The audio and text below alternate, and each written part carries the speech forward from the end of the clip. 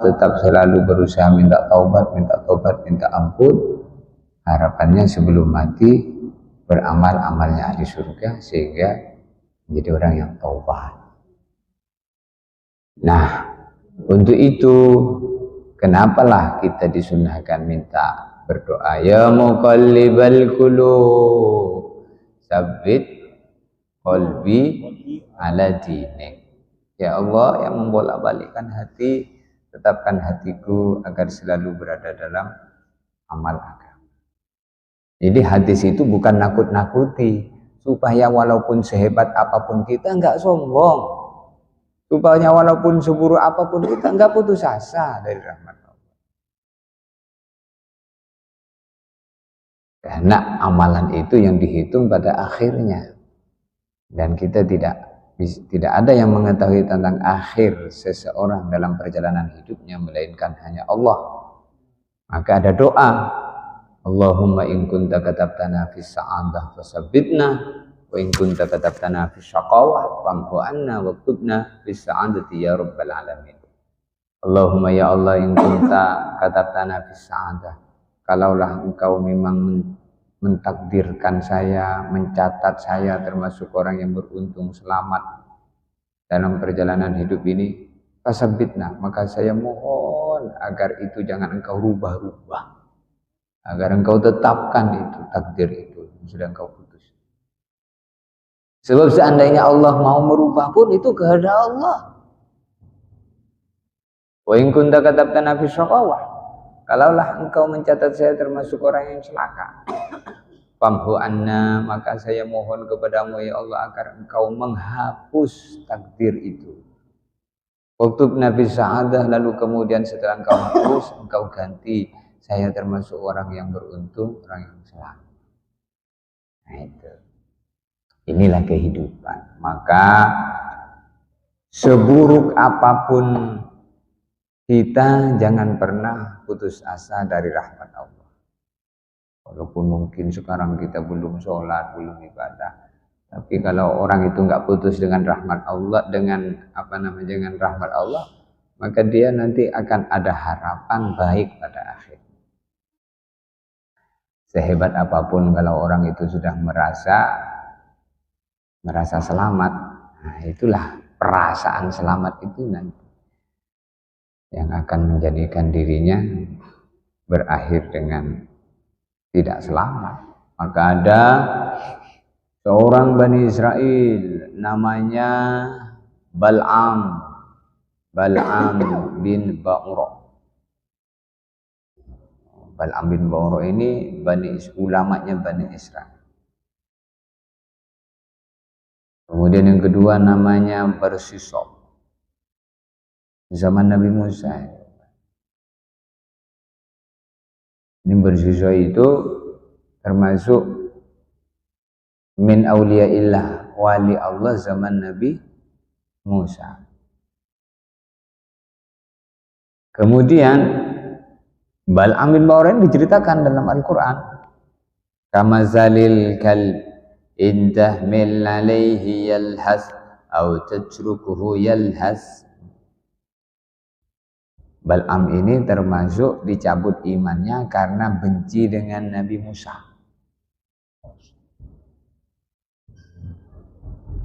Jadi kebencian kepada orang baik ini akan menghilangkan kebaikan. Maka kita nggak boleh ada benci dengan seseorang, apalagi yang dibenci itu orang baik. Jadi Bal'am bin Ba'ura itu, apa bentuk kebenciannya kepada Nabi Musa adalah suatu hari diminta oleh kaumnya Nabi Musa mendoakan keburukan kepada Nabi Musa. Akhirnya kemudian Nabi Musa tersesat di padang teh selama 40 hari. Maka di saat tersesat itulah bingung Nabi Musa, ini apa sebabnya? Maka dia munajat sama Allah, dijawab, ini karena doa kaum kamu yang bernama Bal'am. Di saat Bal'am itu berdoa, maka disitulah karena mendoakan keburukan kepada orang baik, maka kebaikannya dicabut sehingga mati dalam keadaan kafir. Kesimpulannya apa? Tidak boleh kita membenci orang baik. Apalagi orang baik. Orang buruk pun gak boleh kita benci. Orangnya. Yang kita benci itu perbuatannya. Di orang buruk itu pun kita nggak boleh benci dengan orangnya. Kalau orangnya disayang, maka ada satu judul di dalam kitab Hadits Sahabah itu Bughdud dzambi lal muznib. Benci dosa, tapi jangan benci pelakunya. Pelaku dosa itu jangan dibenci. Siapa tahu nanti dia dijadikan oleh Allah taubat sehingga diampuni seluruh dosanya. Kalau mau benci, benci perbuatannya. Perbuatannya itu apa? Ya dosanya itu. Tapi kalau orangnya yang melakukan dosa itu, jangan. Jangan dibenci. Kita sayangi dia dengan apa? Doa nama, ya Allah, dia istriku belum sholat, ya Allah. Jangan mentang-mentang gak sholat terus dibenci. Jangan. Orangnya disayang, didoa, ya Allah, dia anakku belum sholat, ya Allah. Sayang dengan dia, ya Allah. Jangan sampai mati tidak sholat, ya Allah. Itu bentuk sayang. Itu bentuk sayang.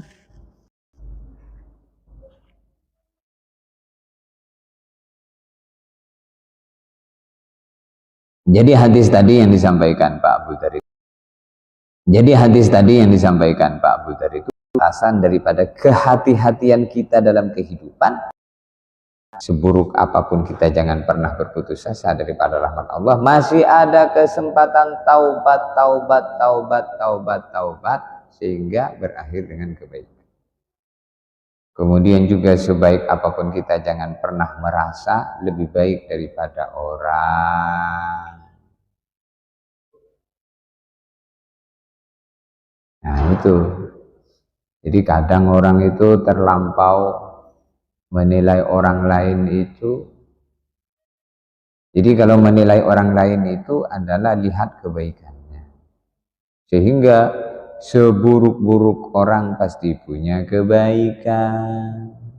Maka tengok kebaikan, mungkin keburukannya 1000, kebaikannya cuma 1. Satu kita lihat, 999 kita tutupi. Kenapa? Saya mau melihat kebaikan dia. Semoga dengan kebaikan yang saya lihat itu menjadikan saya berbaik sangka dengan dia. Semoga dengan kebaikan yang saya lihat itu menjadikan saya berbaik sangka dengan dia. Lalu kemudian menjadi wasilah Allah mengampuni dia sehingga diberilah pintu taubat sehingga dia taubat. Maka dikatakan bahwasanya dunia ini menjadi buruk.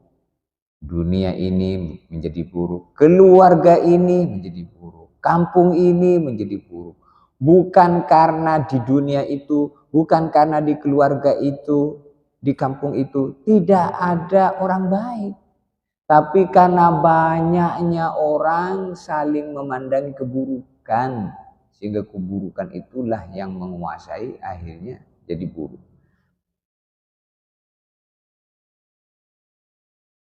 Seandainya mereka mau menutupi keburukan kemudian mau melihat kebaikan, maka kebaikan itu akan dimunculkan oleh Allah, keburukan akan dibersihkan oleh Allah. Jadi satu keluarga menjadi buruk bukan karena semua buruk, tapi saking mata satu sama lain melihat keburukan satu sama lain. Akhirnya tidak ada kebaikan sedikit. Seandainya mau melihat kebaikan, pasti ada kebaikan, karena seburuk-buruk orang ada kebaikan, sebaik-baik orang ada keburukan. Jadi itu maknanya supaya kita itu berhati-hati dalam kehidupan ini. Sebaik apapun kita nggak boleh sombong, seburuk apapun kita nggak boleh putus asa. Bisa dipahamin? Bisa. Ada lagi?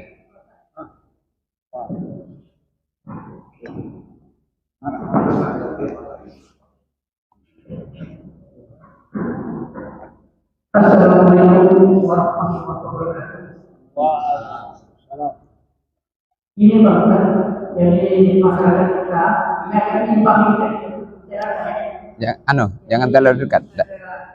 Semacam bisa kematian. Itu ada istilahnya 1 hari, 2 hari, 3 hari, 4 hari. 4 itu istilahnya 34, ada yang itu. Kemudian ada lagi yang 20 hari. Waktu meninggal 20 hari diadakan kegiatan. Ada yang 40 hari diadakan kegiatan. Ada yang 100 hari Pak. Ada lagi yang 1000 hari Pak.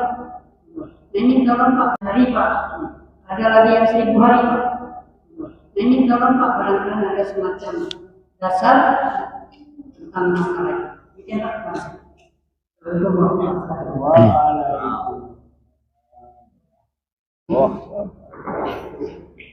Jadi kalau ada orang mati ditahlilin 3 hari, ada yang kadang 7 hari.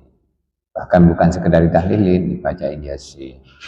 Bahkan bukan sekedar dibacain Yasin, ya tahlilan, ya Yasinan, juga dibuatkan hataman Quran. 3 hari, kadang 7 hari.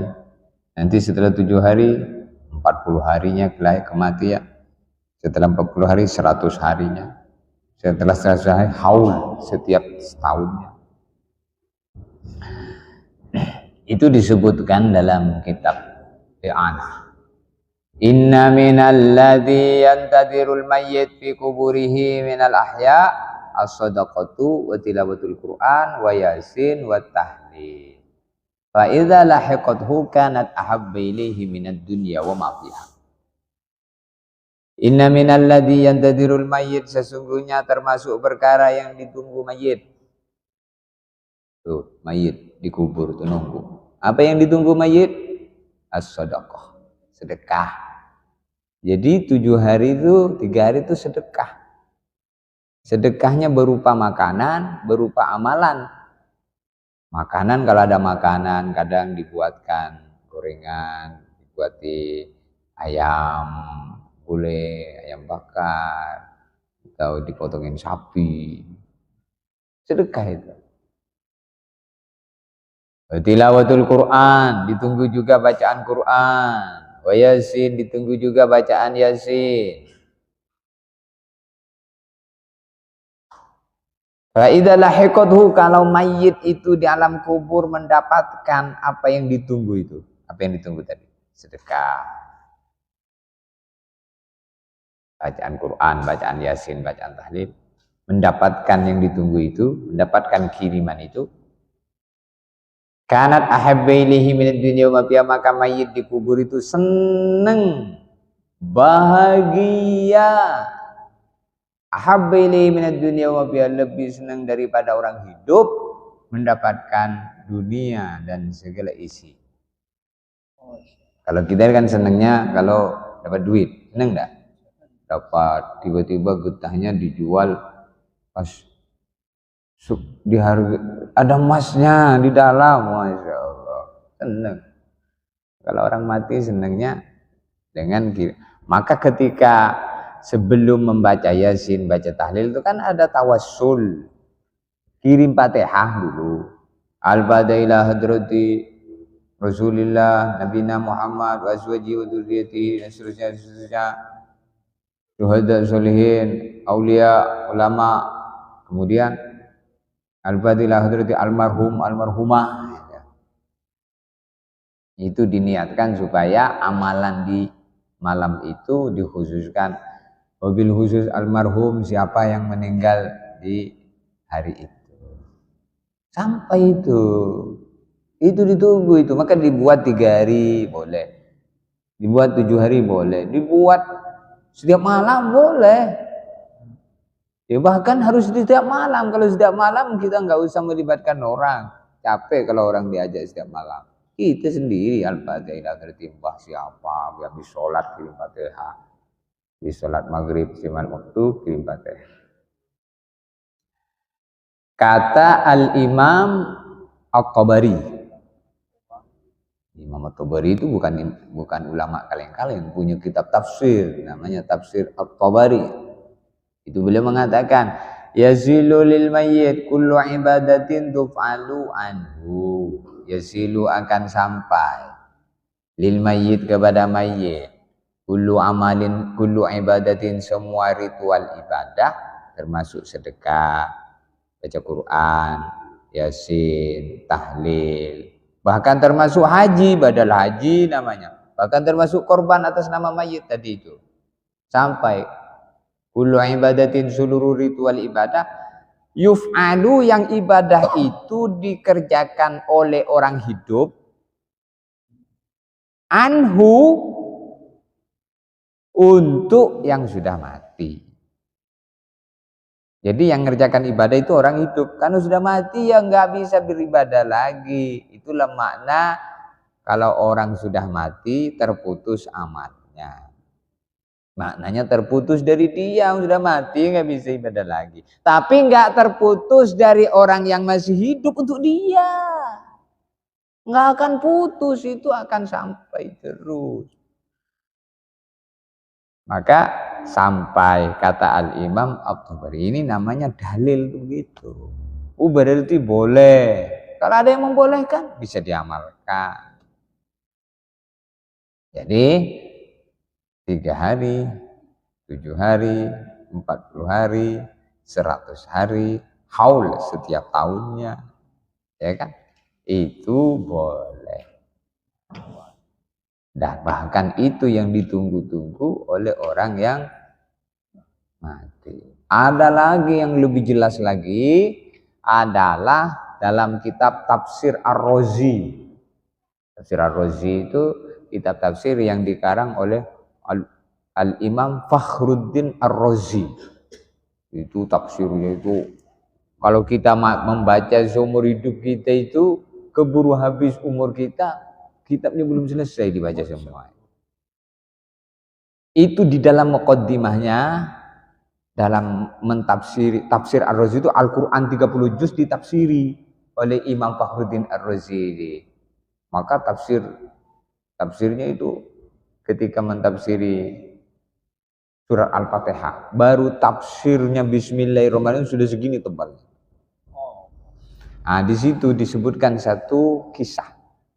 Kisahnya Nabi Isa.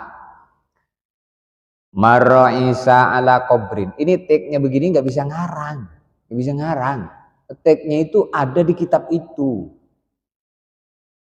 Kau Ustadz apal? Ya ngapalin. Karena ilmu ini mau disampaikan ke umat. Ngapalin. Maka di situ disebutkan begini. Marra Isa ala qabrin. Wa ra'a malaikatal adab yu'adzibuna mayyitan. Falamma idsarafa min hajatihi marra Isa ala qabrin. Wa ra'a malaikatar rahmat ma'ahum atbaqun min nur. Fata'ajjaba Isa fa shalla wa da'a. Fa auhallahu ila Isa ya Isa innahu kana 'asiyan.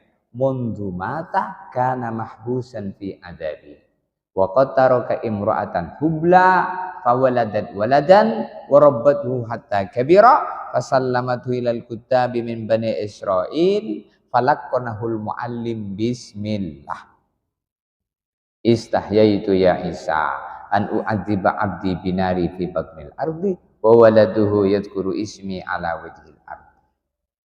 Ini terjemahannya, artinya marra Isa ala qabrin. Suatu hari Nabi Isa melewati satu kuburan. Wa ra'a malaikatal adab yu'adzibuna mayyitan. Maka kuburan yang dilewati oleh Nabi Isa itu, penghuni kubur di kuburan itu sedang digebuk oleh malaikat adab. Malaikat yang menyiksa dia, disiksa. Jadi kubur itu bisa jadi jurang dari jurang-jurang neraka atau bisa jadi taman dari taman-taman surga. Di sana ada 2 malaikat namanya Mungkarun wa Nakir. Itu kalau kita nggak sholat di kubur itu jangan main-main. Itu digebuk sama malaikat Mungkar Nakir namanya. Falamma in sarafa min hajatihi, setelah Nabi Isa pulang dari keperluannya selesai, maka pulang melewati kuburan yang sama tadi. Tetapi ketika pulang, wara'a malaikatar rahmat. Nabi Isa melihat kuburannya itu dipenuhi oleh malaikat rahmat. Ma'hum atbaqun min nur. Malaikat rahmat memenuhi kuburannya itu dengan cahaya. Dan ahli kubur itu sudah tidak siksa lagi. Ahli kubur itu memandang demi Isa dengan pandangan bahagia, senyum. Kagum. Fata'ajjaba Isa. Nabi Isa kagum. Fasalla wada, maka Nabi Isa sholat munajat sama Allah. Ya Allah, ini orang tadi saya melihat lewat di sini, engkau tampakkan, kau siksa. Apa sekarang berubah, sudah enggak kau siksa? Wa auhallahu ila Isa, maka Allah menurunkan wahyu kepada Nabi Isa.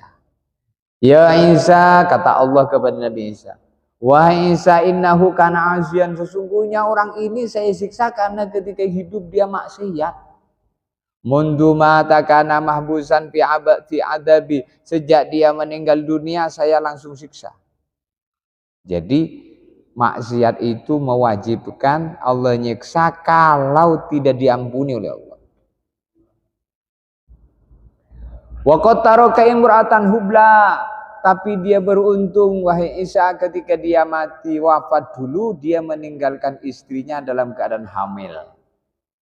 Paham ya maksudnya ceritanya ya? Jadi ketika dulu wafat dia istrinya sedang hamil. Wawaladat waladan, lalu istrinya melahirkan anak. Warabbat wata kabira, lalu anaknya dididik sampai besar. Fasallamatu ilal kutab min Bani Israel, lalu oleh ibunya diserahkan si anak ini kepada ulama Bani Israel. Falakonahul muallim bismillah, lalu ulama tadi ngajarin si anak bismillah. Itu baru bismillah, itu belum apal, itu baru kalimat pertama. Lakon itu guru membaca, murid ngikuti. Misalnya kita sekarang ayo coba bismillah. Nah, itu namanya talqin begitu. Hirrahman, Nirrahim. Nah, itu diajarin bismillah. Istahya itu ya Isa, aku malu wahai Isa, kata Allah. An wa'adziba 'abdi binari fi batinil ardi, nyiksa hambaku di kubur, malu saya Isa. Wa waladu yadhkuru ismi ala wajh, sedangkan anak dia sekarang nyebut-nyebut namaku di muka bumi. Baca bismillah. Oh, ini kalau orang nggak ngerti urusan kayak gini nih bahaya. Sehingga dianggap kalau orang sudah mati nggak perlu dengan kita lagi. Oh, tidak usah ditahlilin, apa tidak usah disebut sesat dolala, gendeng semua. Nah, ini pentingnya penjelasan seperti ini jangan sampai hilang. Karena mulai sekarang banyak di YouTube itu orang katanya yasinan, dalilan itu. Nah, jadi kesimpulannya apa? Kesimpulannya amalan orang hidup itu manfaat untuk orang yang sudah mati. Entah itu anaknya, entah itu tetangganya. Misalnya jadi makna waladin soleh itu adalah bukan sekedar anak soleh. Tapi kalau dia punya teman yang baik, maka teman yang baik kemudian mendoakan dia, manfaat juga tetangganya. Makanya itulah kenapa kita ngundang tetangga supaya baca Yasin, biar baca Yasin banyak, yang doain banyak. Semakin banyak yang doain, harapannya mudah-mudahan semakin diampuni selama masih Islam. Tapi kalau sudah nggak Islam, nggak boleh didoain. Walaupun punya dosa besar selama masih Islam. Misalnya mati gantung, disolatin, tahlilin, karena dia orang Islam. Orang mati gantung itu mati kafir. Makna kafir itu bukan menghilangkan Islam, itu kufrun nikmah, kafir nikmat. Di Islam itu masih ada dalam hati. Itu kehati-hatian. Jangan terus kita ini, wah ini ahli neraka. Jangan dulu, jangan nanti dibalik oleh Allah. Nanti ada orang dimasukkan surga karena pandangan buruk tetangganya sehingga disayang oleh Allah, dia dimasukkan surga, kemudian tetangganya yang mandang buruk dia dijadikan tumbalnya gantinya. Naudzubillah. Ini kehati-hatian. Nah, hidup ini tidak bisa sembarangan. Hidup ini harus pandangan luas. Sehingga timbul diri kita ini takut, sehingga mohon selamat, takut. Sehingga setiap amal, Rabbana taqabbal minna innaka antas samiul alim wa tub alaina innaka antat tawwabur rahim. Ya Allah, terima amal saya ini dan terima taubat saya. Cukup jelas? Alhamdulillah. Mungkin ini saja yang bisa saya sampaikan. Kurang lebihnya minta maaf. Gimana Pak? Boleh. Ya. Ya ini waktu masih hidup, dia punya hajat misalnya. Untuk naik haji. Terus? Nah, tidak sampai dia meninggal Pak ya. Ya. Dia tidak punya amanat misalnya kalau kamu bisa enggak dia nah, salah satu anak saya ada kebijakan orang tua kita tak ada niat nak pergi haji tak kesampaian jadi dia lagi tetap dinaik haji itu mau nih Pak lah ya itu namanya badal haji baik almarhum tadi pesan tidak pesan boleh anaknya menghajikan. Asal yang menghajikan tadi sudah pernah haji. Kalau belum haji, belum boleh. Karena harus keparduan untuk dirinya harus tunai dulu. Makanya kalau kita ini tidak ada yang haji, keluarganya, maka tidak bisa membadalin langsung. Boleh. Badal haji itu diwakilkan kepada orang yang sudah haji. Mungkin kalau tidak ngirim dari sini kan mahal biayanya, harus ngongkosin dari sini. Maka kita koneksi dengan yang sudah ada di Mekah. Bisa enggak tolong hajikan almarhum ini? Nah, Pak, ini Pak ya, maaf. Jadi dia memang ada niat ya Pak ya, tapi tidak kesampaian. Nah, sekarang misalnya dia niat tidak ada. Walaupun tidak ada niat. Niat tidak niat boleh. Misalnya niat tidak ada kan? Iya. Nah, tapi oleh anaknya tadi, Ya. mungkin ya, Iya. Iya. Iya. Masih. Ya. Makasih Pak. Wa rahmatullahi wasi'ah itu dalilnya. Rahmat Allah itu luas. Makna rahmat Allah itu luas. Jangan terus gara-gara dia kan dulu tidak wasiat. Enggak apa-apa. Untuk kemudian saya berharap Allah memberikan sesuatu yang seperti itu. Ada yang berpendapat Pak di masyarakat. Kebenaran dari anaknya yang mungkin sombong baik. Kan ini orang tua ini tidak enak. Ya itulah. Itu Pak yang jadi dalam. Jadi kalau memang itu Pak kita kalau dia dekat harus boleh. Iya. Gitu, kan? Iya benar. Ya. Demikianlah taklim kita malam ini. Alhamdulillah semoga Ustaz Gimana? Seandainya berarti. Iya. bisa Aku bisa pinjam duit. rifat Cuman adanya emas